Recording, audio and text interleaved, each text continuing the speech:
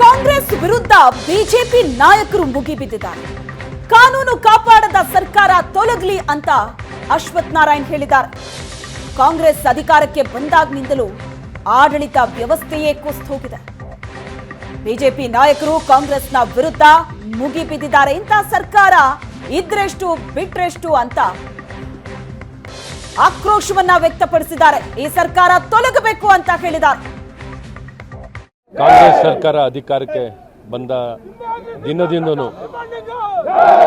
ಕರ್ನಾಟಕದಲ್ಲಿ ಸಂಪೂರ್ಣವಾಗಿ ಕಾನೂನು ಸುವ್ಯವಸ್ಥೆ ಕುಸಿದಿದೆ.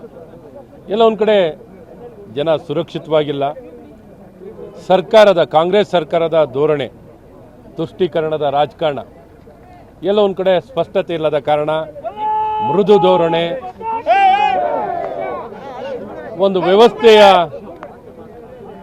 ಒಂದು ಭಯನೇ ಇಲ್ಲ. ಎಲ್ಲ ಒಂದು ಕಡೆ ನಮಗೇನೂ ಆಗಲ್ಲ, ನಾವು ಏನು ಬೇಕಾದ್ರೆ ಮಾಡ್ಬೋದು ಅನ್ನುವಂಥ ಒಂದು ಮನಸ್ಥಿತಿಯನ್ನು ನಿರ್ಮಾಣ ಮಾಡಿದ್ದಾರೆ. ಹಾಗಾಗಿ ಸರ್ಕಾರದ ಮೃದು ಧೋರಣೆ, ಒಂದು ಸಹಕಾರ, ಉತ್ತೇಜನ ಇವೆಲ್ಲವೂ ನಡೆದು ಪ್ರತಿನಿತ್ಯ ಇವತ್ತು ಕೊಲೆ, ಬೆದರಿಕೆ, ಹಲ್ಲೆ ಎಲ್ಲವೂ.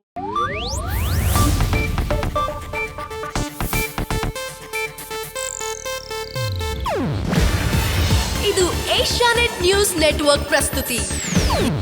ನೀವು ನೋಡ್ತಿದ್ದೀರಾ ಏಷ್ಯಾನೆಟ್ ಸುವರ್ಣ ನ್ಯೂಸ್.